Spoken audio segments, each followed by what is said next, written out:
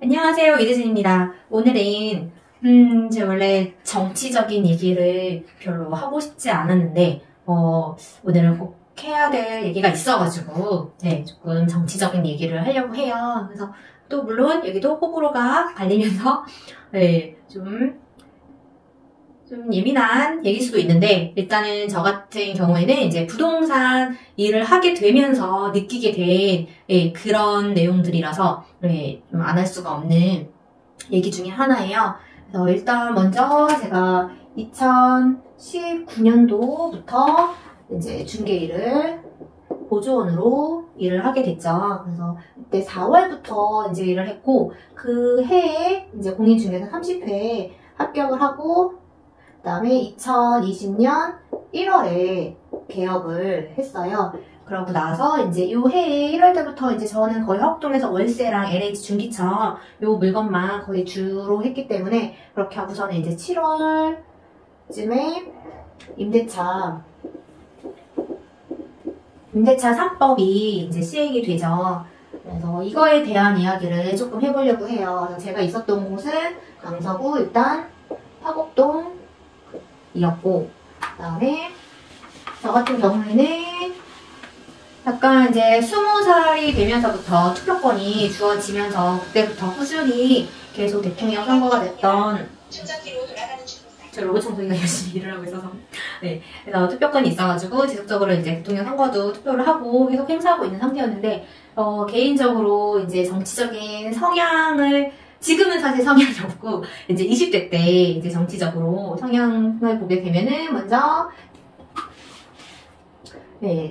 DJ를 이제 응원을 하고 있는 사람 중에, 이제 청년 중에 하나였고, 그 다음에 이제 노통이라고 하면은 또 두 분이시니까, 노무현 정권을 이제 지지를 했던 사람 중에 한 명이고, 그러고 나서 이제 박근혜 시절이 와서 담보대출해서 이제 내 집 마련을 많이 하신 분들도 계시고, 이제 박근혜 정부, 이명박 정부 이후에 집값이 이제 계속 오르기 시작했죠. 그렇게 하고서 나타난 이제 문정권도 저는 그래도 노무현 정권의 그 계통을 이어받았다는 생각에 그래도 문정권을 지지를 하는 편이었어요. 근데 이제 문정권 이후로 정치적인 이제 관심과 정치적인 성향을 이제 아예 손을 놓게 되는 계기가 된 정권이에요. 그래서 문정권 같은 경우에는 문정권 5년 동안 부동산 정책을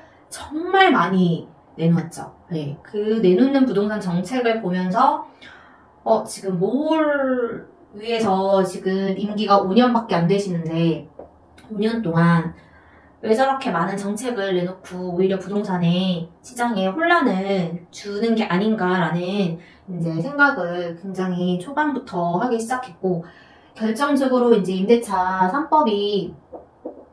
3법 같은 경우에는 우선은 첫 번째가 전월세 신고제, 그 다음에 두 번째가 계약갱신 청구권, 그 다음에 세 번째가 이제 임대 상한 제한, 5% 제한, 이렇게 세 가지가 이렇게 있잖아요. 이 중에서 이제 요 계약갱신 청구권, 요거에 대한 생각이 굉장히 많았어요. 그리고 문정권이 들어왔을 때 이미 집값이 계속 신고가를 찍고 있는 분위기에서 집값을 잡는다는 이제 목적으로 부동산 정책을 계속 내놓게 되는데, 집값이 널뛰는 데마다 다 조정지역으로 묶기 시작하죠. 조정지역이 그 당시에 정말 많은 지역이 조정지역으로 묶이는데, 아니 이걸 묶으면 뭐하냐고요 도대체. 묶으면서 안 묶인 비조정지역에 풍선효과가 일어나죠. 비조정지역의 아파트값이 또 뛰기 시작하는 거죠. 그래서 결국에는 아파트값이 다 뛰기 시작하는 것들을 다 조정지역으로 묶어서 정말 수도권 이외에 또 부산이나 대도시 지역들 중에 조정지역이 아닌 지역이 없을 정도로 다 조정지역을 묶으면서 부동산 가격을 잡는다기보다 오히려 되려 조용했던 그런 도시들의 부동산 가격도 널뛰기를 하는 효과를 일으키는 게 아닌가. 그래서 전반적으로 부동산 가격이 다 오르고 있는 상태에서 서민들을 보호하겠다, 서민들을 위한 임대차 법을 개정하겠다고 해서 나온 게 요 세 가지죠.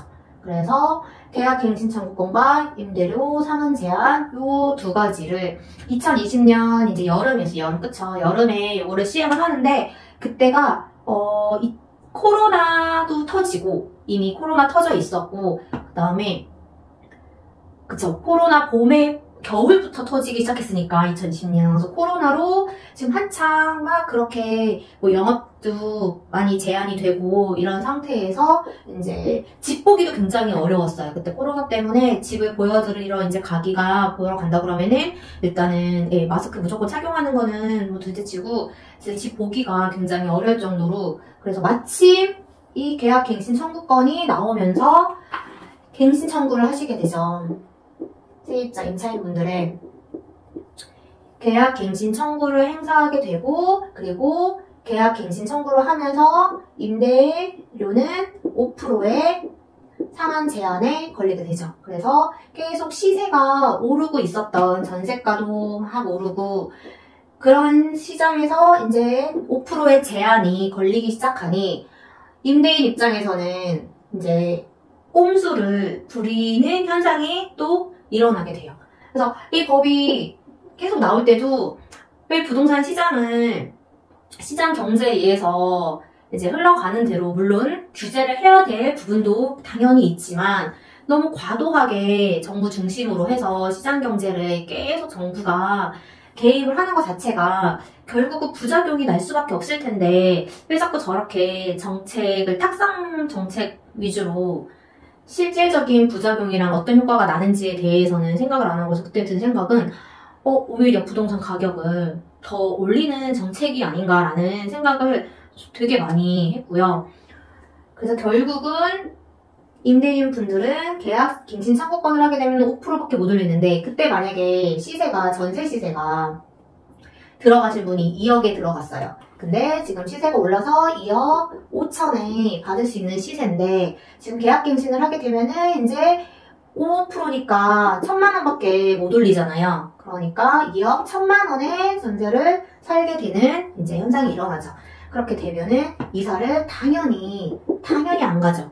왜 이사를 가려면은 5천만 원이 더 필요한데 계약갱신을 하면 1,000만 원만 더 올릴 수 있으니까 그래서 이사를 당연히 안 나가는데 문제는 이사를 나가는 일이 생기게 되면은 집이 비든지 아니면 새로운 세입자가 들어오게 되잖아요. 그러면 이때 한번 새로운 세입자가 들어오면 이제 4년을 살 수 있게 되니까 거의 시세가 4년 동안 고정이 된다고 보게 되니까 임대인 분들이 처음부터 이제 전세가 월세 올리기 시작하는 거죠. 처음부터 아예 올리기 시작하면서 이때 전세 대란이 이때 일어나요. 네, 막 가격도 오르고, 그다음에 물건도 없고, 물건이 없으니까 더 오르고, 그다음에 이사는 더 안 나가니까 물건은 줄고, 그러니까 공급을 안 하면서 새로운 공급은 안 하면서 이제 가격적으로 이렇게 되니까 수도권 내에서는 가격이 전세가가 오르는 현상이 일어나면서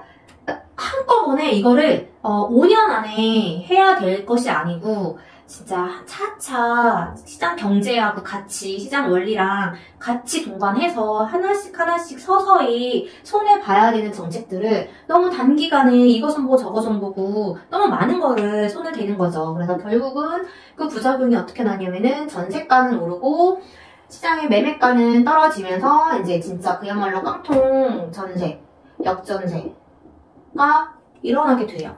네, 이거는 정말 정부도 알 수밖에 없지 않았나? 솔직히? 라는 생각을 굉장히 많이 하고 왜냐면은 저희 그냥 부동산, 저 같은 경우에도 제가 부동산을 막 10년 이상 계속 지속적으로 뭐 그랬던 것도 아닌데 정말 부동산 일 지금 몇 번 이렇게 몇 년 하고 있으면서 지켜본 바로도 이 부작용이 온전히 드러나고 결국은 임차인을 위한 법이 아니고 임차인들이 더 이사가기 어렵고 그 다음에 역전세 깡통 전세가 되다 보니까 임대인분들이 보증금 반환을 해줘야 되는데 이제는 오른 전세가에서 맞춰가지고 돈을 남기시는 게 아니고 오히려 갖고 있는 돈을 대출을 받아서 돈을 줘야 되는 그래서 근데 일단 기본적으로 자본이 없는데 갭 투자를 하는 것 자체가 굉장히 잘못된 투자 방법이고 정말로 저는 이게 도박보다 더 위험한 투자 방법이지 않나 싶을 정도로 가장 위험한 방법이고, 그 다음에 시세가 이렇게 역전하고 있는 상태에서 보증금 반환을 대출을 해서라도 줘야 되는데, 대출 규제도 지금 일어나고 있는 상태에서 대출도 안 나온단 말이에요. 대출도 안 나오니까 임대인분들은 보증금 반환에 이제 계속적으로 이제 문제가 일어나는데, 그래도 한두 채 뭐 적게 갖고 있는 분들은 어찌어찌 해서 반환을 해주는 일이 생기는데, 진짜 이 무자본으로 막 100채 이상 갭 투자를 한 진짜 빌라 왕들 같은 경우에는 뭐 연세죠, 연세. 하나 못 먹으면 그다음부터 그리고 임차권 등기 명령을 이제 하게 되면은 대항력을 상실하지 않기 위해서 임차권 등기 명령을 하게 되면 등기 나오잖아요. 그러면은 어쨌거나 그 집은 더 맞출 수 없는 집이 된단 말이에요. 그러니까 악순환이 계속 일어나게 되면서 결국은 사기 사건으로 일어나게 되는데, 요 무자본 갭 투자를 하는 데 있어서 가장 적극적으로 개입을 한 게 지금 공인중개사다, 이렇게 언론에서는 지금 나오잖아요. 공인중개사가 개입을 했다, 사기 사건에 개입을 했다, 이렇게 나오는데, 일반 정말 길에 있는 부동산들은 이런 사기 사건에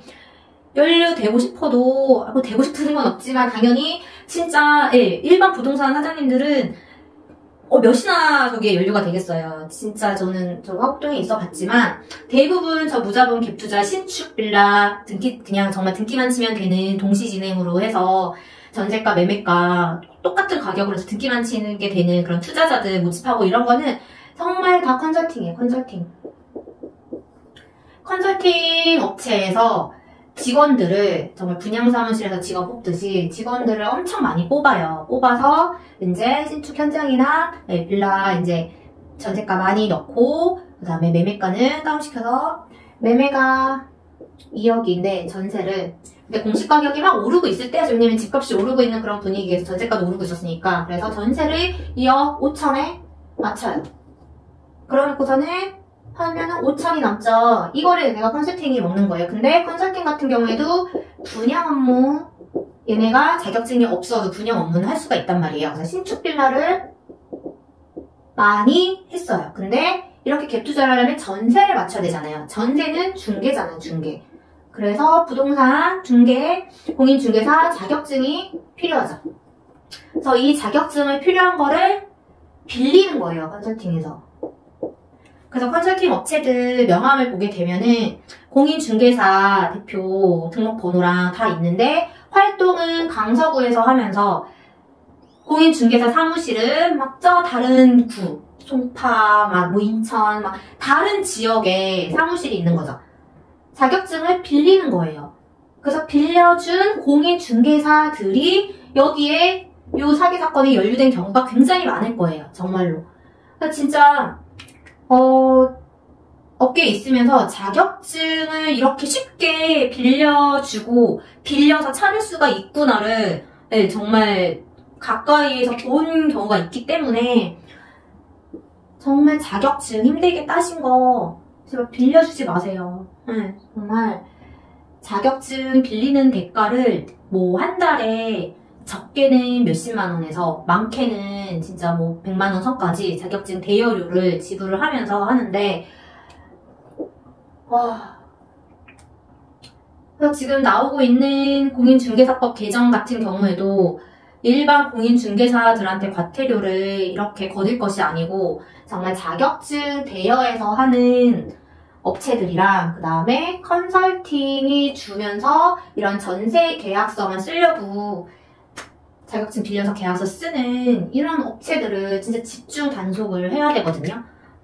그리고 분명히 아까도 말씀드렸지만 진짜 저는 임대차 3법은 부작용 중에 하나가, 저는 전세 사기 사건이 정말 대표적이라고 생각할 정도로, 물론 처음부터 사기를 치려고 뭐 그런 목적으로 하신 사람도 있을 수도 있지만, 대부분 진짜 100채, 200채 이렇게 투자하신 빌라왕 이런 분들은 진짜 돈에 눈이 멀어가지고 한 채를 소유해서 전세가 2년 돌아서 2천만 원이 오르는데, 그러면 2천을 버는데 10채를 하면은 2억을 벌고 100채를 하면은 20억을 버는구나 라는 거를 자꾸 생각하게 되니까 투자수가 올라간 거예요. 진짜 뒷일을 생각을 안 하고. 그리고 보증보험 지금 전세 사기를 미리 막는 방법은 진짜 사실 임대인이 보증금 안 해주면은 아무 소용 없다고 했잖아요. 진짜 다 보증보험밖에 없잖아요, 솔직히. 근데 보증보험도 보험료를 냈으니까 전세금의 반환을 못 받으면 얘네가 대신 지급을 해주고, 그 다음에 이 보증회사는 임대인한테 구상권을 청구한단 말이에요. 근데 구상권을 청구해서 임대인이 얘다 이자까지 해서 전세금 내 대신 반환해서 고맙다 하고서는 돈을 주겠어요? 그 줄 돈이 있었으면 진작에 임차인한테 반환을 해줬겠죠.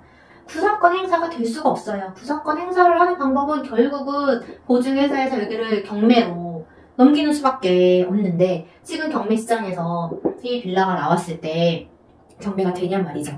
네, 진짜 2억짜리 감정가가 2억이 나와도 유찰되고 어쩌고 하면은 반토막은 금방 나는데, 물론 지금 이 상황에서 이런 거를 이제 줍줍 하시는 분들도 계실 수도 있지만, 구상권 지금 행사가 제대로 이루어지지 않고 있다라는 거. 네, 그래서 개인적으로는 보증보험회사도 이제 진짜 저는 얼마 안 남았다고 생각을 하거든요. 네.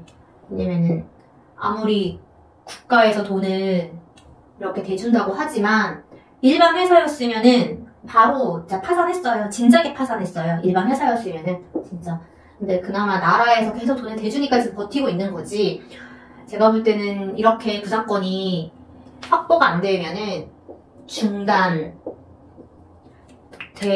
보증보험이라는 상품 자체도 없어질 거라는 생각을 하고 있기 때문에, 그렇게 되면은 결국은 보증보험이 되지 않는다면, 저런 상품이 없으면 그냥 전세 자체가 없어져야 돼요. 그러니까 이 나라에서 전세 제도가 아예 없어져야지. 솔직히 보증보험도 없는 상태에서 아무리 뭐 인터넷에 떠도는 특약을 쓰고 등기부 등본을 보고 아무 소용 없거든요, 진짜로.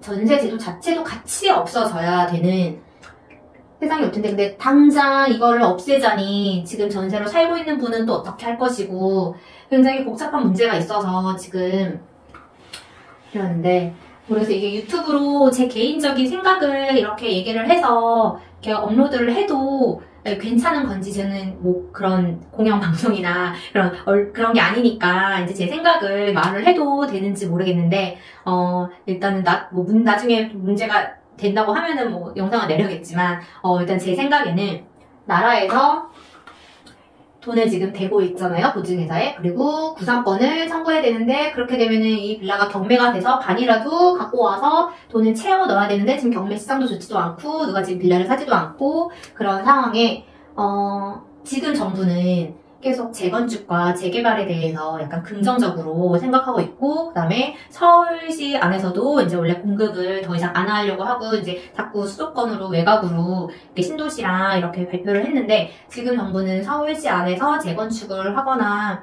해야 될 필요성이 있는 지역들을 이제 신속통합기획이나 모아타운으로 해서 추진을 좀 빨리빨리 진행을 시키려는 그 움직임이 보이잖아요. 그래서 일단은 좀 전세 사기 사건이 많은 화곡동이나 빌라 밀집지역, 네.